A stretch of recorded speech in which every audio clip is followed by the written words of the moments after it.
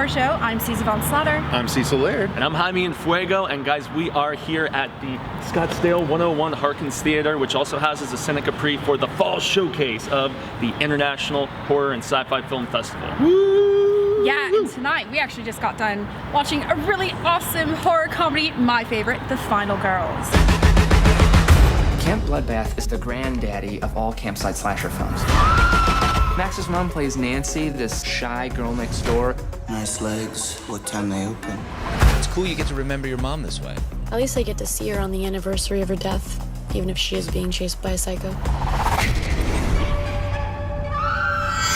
Yes, this one was a lot of fun, you guys.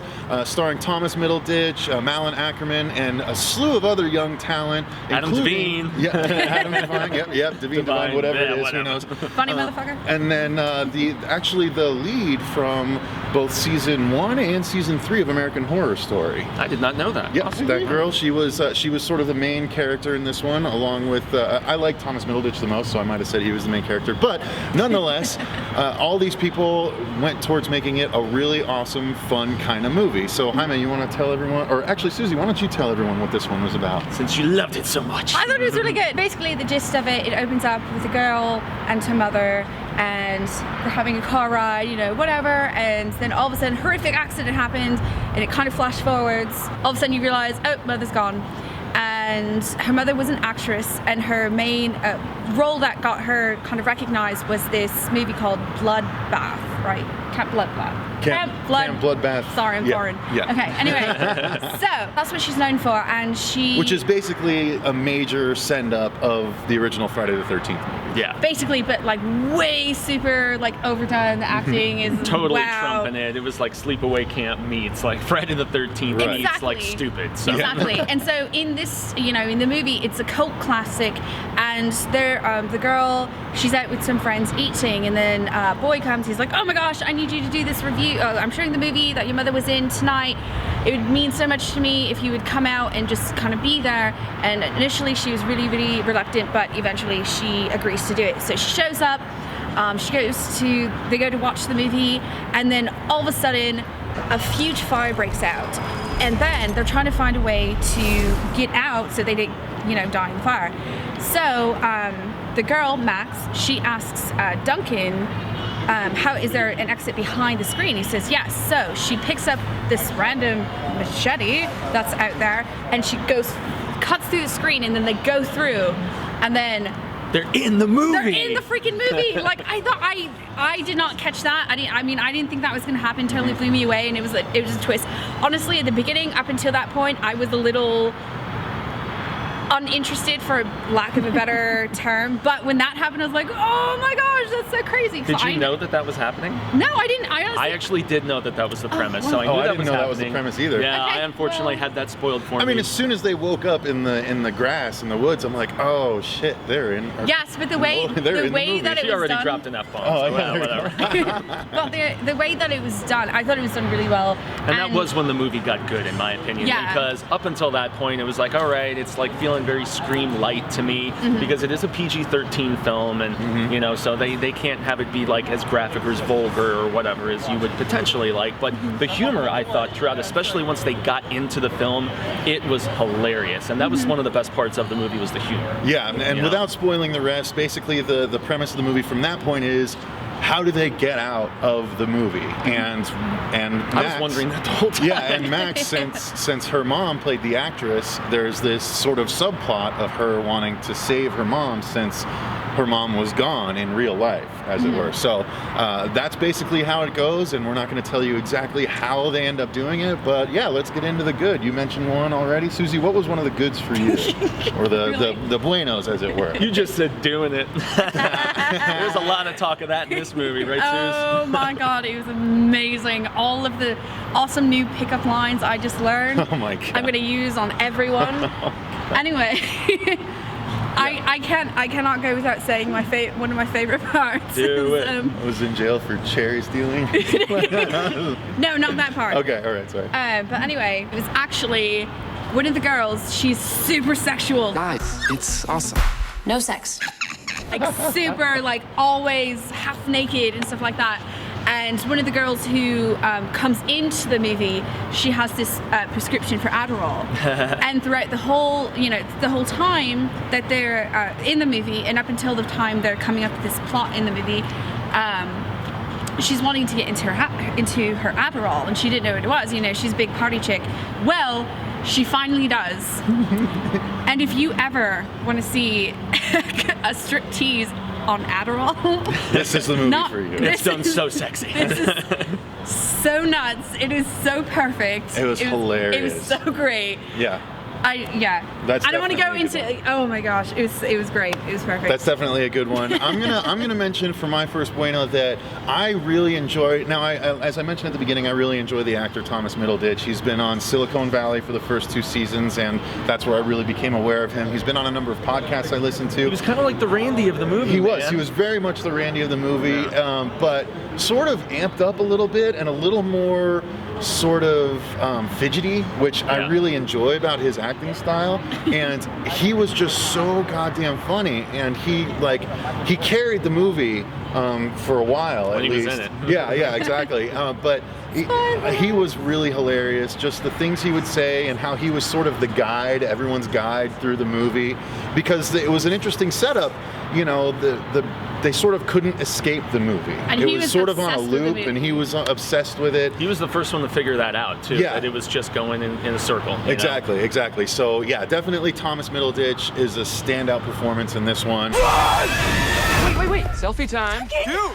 Although there were some really good ones. It was Adam dude from Devine. it was dude from Workaholics for me. Yeah, I mean, there you go. I think I he figured you'd go there. Dude, he delivered most of the lines that Susie is probably Feel that. thinking Feel that. to Feel be how so hard that is. memorable. Feel it back. Feel how hard it's that just is. as hard. Oh God, it's so funny. Anyone want to help me pick some strawberries? Nope, but I'll give you a hand with those melons. Talking about her boobs. Yeah, and when he's trying to seduce Melon Ackerman, the purple underwear and all that, I was like, oh man, what is going on here? But then there was one particular. I did. So yeah, I mean, once again, I think the film was at its best when it was trying to be funny, and to segue into some stuff that perhaps I wasn't as fond of, maybe some Malo if this was in Fuego-tainment, I would say that I felt like the film lost some steam when it actually tried to be a horror movie, because this, at the end of the day, was a comedy with horror elements as opposed to a horror film with comedy elements. And when they tried to get a little bit serious, that was when I was just kind of like, not working as much for me. What did you guys think? I can understand what you're talking about. I kind of agree with that. But You didn't have to. I do agree, because I know exactly what you're talking about. But I think it made up well, especially at the last part when the knife and anything. You guys have to watch it to know what I'm talking about. I feel like the ending redeemed itself. Right, When in the exactly. third act it was losing me a little bit. Yeah. Something for me that, there's some stuff that's not quite as good as the rest. For me, it was sort of the fact that they built their own rules for this movie, and they didn't necessarily adhere to all of their own rules. So some inconsistencies. Yeah, a little bit of inconsistencies here and there, but honestly, it didn't really affect my viewing of it so much. And it was, as a movie, on the whole, it was pretty okay. It was pretty good, I might give it a 7.5, 8, probably like an 8. But when you take it by its parts, when you take it by its parts, there's a lot of really excellent parts that I would consider a 10. There was some stuff where they had to get from point A to point B to point C to point D, and some of that, again, they broke some of their own rules sometimes. But flashback. Actually, when they weren't going in between the points, when they were at those points, they were really good. So that's definitely what I would say. It just kind of broke its own rules sometimes. Yeah. But also, it's not a very long movie either. Right. It picks up, so you don't have to worry about, wasting too much time. Absolutely. So let's get into the ugly, Jaime. What's your first thing that you thought was a little fail? If there was some feo, this is the horror show, but if this was like an Fuego-tainment thing, I'd say feo or ugly. It'd probably be that I wanted it to be uglier. I could feel the PG-13, the lack of blood, the lack of gore, and I mean, but then again, it was on the sillier side of things, and so that as can be expected. But one thing in particular that being a music fan stood out to me is when they put that vinyl on, and they had said it was 1986 in the movie, and Cherry Pie by Warrant did not come out till 1990. You guys really need to check your facts, man. That's the only thing that really sticks out to me as a heavy metal television guy. Yeah. I got you, dude. I got you. And fight. Anyway. Suze, what about you? Just kidding. No, I do have to agree with you again. I think even though they could have made it gorier, but they could have made it funny.